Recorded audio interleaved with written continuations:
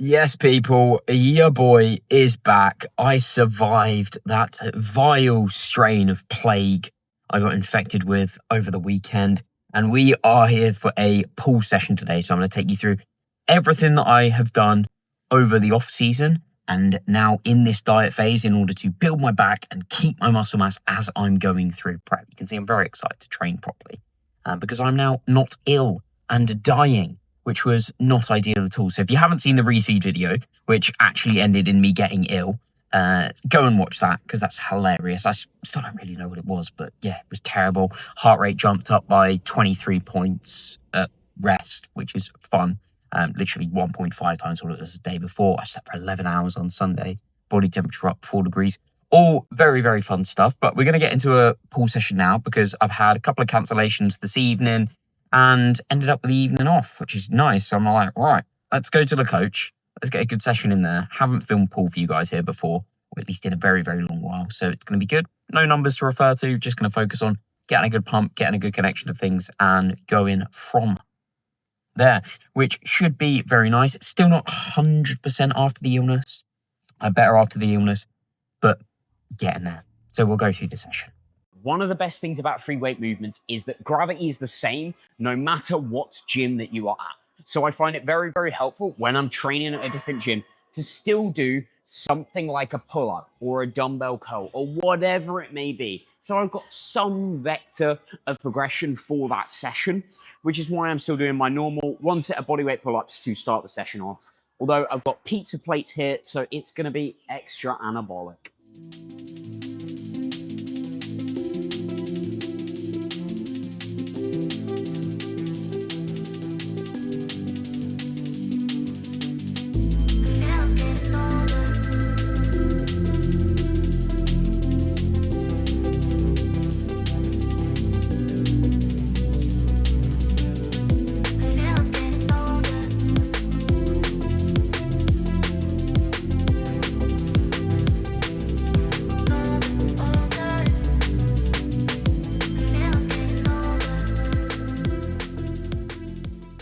One of the biggest pull day mistakes you can make, which is definitely costing you progress on your single arm pull downs, is sitting way too far back in the seat. What this is going to do is give you a terrible force angle between this piece of metal up here and the trailing arm, which then connects to your hand. Now, if you don't like me using fancy words like force angle, sorry, don't get mad at me, get mad at science. So sitting really far back here essentially means that this isn't very close to 90 degrees. So I'm essentially trying to pull this thing horizontally, right? And no matter how much I pull that way, it's not pulling the machine downwards in the direction that it wants to go in this point. So you're effectively way worse at moving the machine and actually challenging your lat as you go through it, which is not particularly ideal. That's not what we want. So let's sit nice and far forward on the machine as you set up. Drive the elbow down towards the hip as you go through and actually challenge your lats.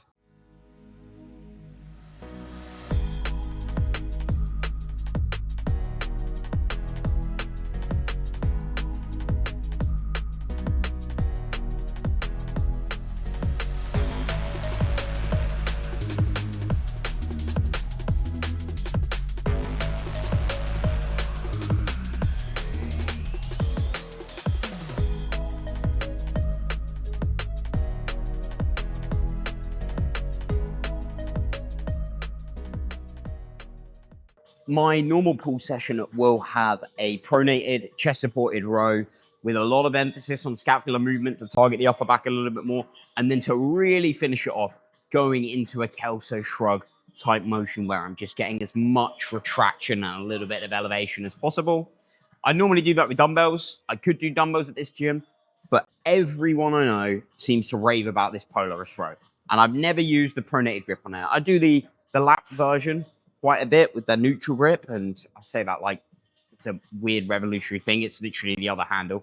But anyway, I've never tried the pronated grip. I want to give it a go. I don't have any numbers for this session anyway, so I thought, let's see what it's like. Let's try it. And so far, the path of motion feels really nice, the arc that it's coming in, because we've got these handles here that are just up and down. If that was just in one fixed position, it would feel fucking wank. But it's actually quite nice that it pivots around based on where you want to go, because different people have got different torso lengths, and you can't always accommodate for that with a seat and a height adjustment there for that and the chest pad. So it's nice to have this available. I'm able to get a good amount of retraction as I go through the rep as well, and it feels pretty mint on the upper back. So let's do a proper set. So reviewing the Polaris row here, I am pretty damn happy with it because of the handle that we've got here and how it pivots up and down over on the actual arm of the machine. It allows you to accommodate very, very nicely for different people's proportions and positions. So some person can have a slightly higher arm path, other people can drop it down a little bit, and we get that sort of natural movement of pulling from high up to lower down as you go through the rep. The profile's decent as well. It drops off nicely as I'm trying to get into that retracted position, and we're going to want to get weaker, which is generally all round. I can see why people rave about it. It's also heavy as fuck, which is very, very good for long-term progression. It just makes you feel a bit weak when you start. Speaking of long-term progression, if you were trying to do that, wow, this is the worst plug I've ever done. Make sure you subscribe to the channel and enjoy other videos, because one YouTube video is not going to get you jacked as much as I would love to create that, because that would make me a lot of money. It's impossible to get perfect scapular movement on a pullover machine. And even if you did, it doesn't matter. Because as you go through the movement, as you start to take the arm over your head, the position of your shoulder blade on the rib cage slides around, which means that, say, whilst it might be down here and I've aligned my shoulder to the axis of the machine, it doesn't really matter, because as it starts to come up overhead, my shoulder lifts up. And then it's in a different position. So what I like to do is almost undershoot it a little bit in that bottom position. And then that means that as I come up overhead, it's now a little bit overshot, so that generally as I'm going through the movement, it's not in a drastically different place, and it feels pretty comfortable as I go through it as a whole.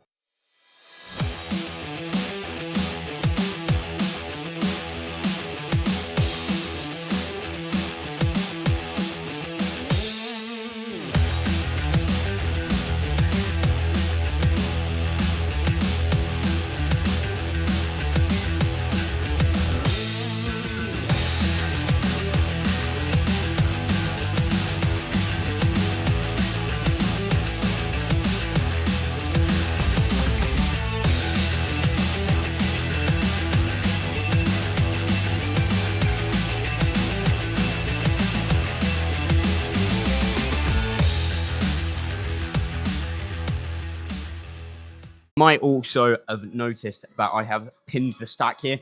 That's just to stop me being pulled up into an uncomfortable position that I can't get to without much external load.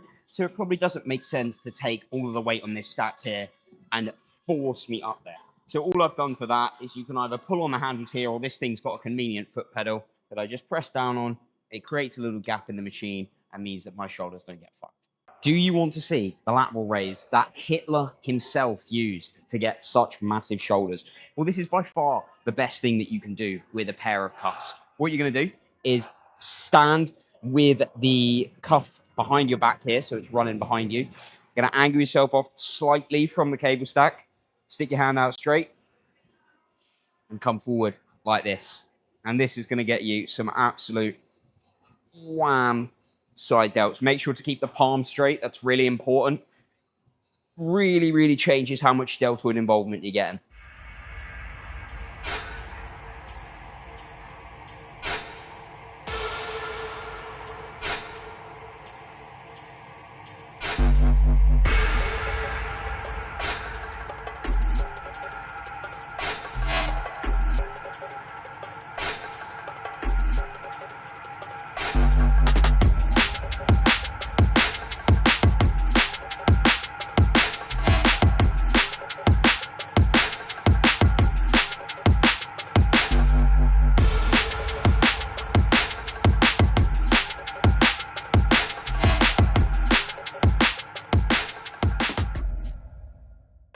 A little bit of momentum will not kill your gains when it comes to performing hammer curls.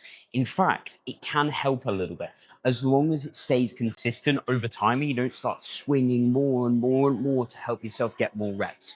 Find that amount that allows you to get the best total quality set on the biceps. If you're not feeling them at all right now, Okay, let's slow it down. Let's make it nice and straight. And then the following week, you might try, right, what if towards the end of the set, I allow a little bit of a swing? What if I maybe shave off that top 10% of the range of motion? Find that best quality set for you, because it will be different for me, for you, and for your training partner, Steve, who has got shit arms and knees.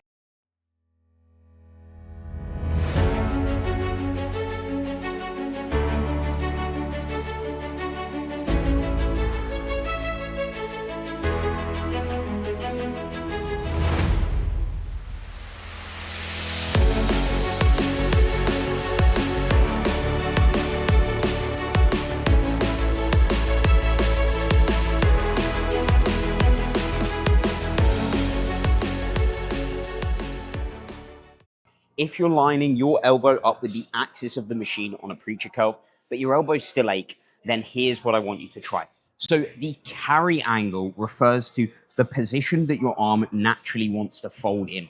Mine sits about here. Some people might be the fist wanting to fall on top of the shoulder. Some people like to go out to the side there. It's a bit rarer, but it does happen, right? And in order to match up with this path of the wrist coming in where I feel most comfortable, what I actually need to do on this machine here is not be straight on with the machine. Yes, keeping the elbow aligned with the axis of the machine, but coming off to the side slightly so that as I curl up, it can be in this position here. And funnily enough, that feels a hell of a lot nicer for me.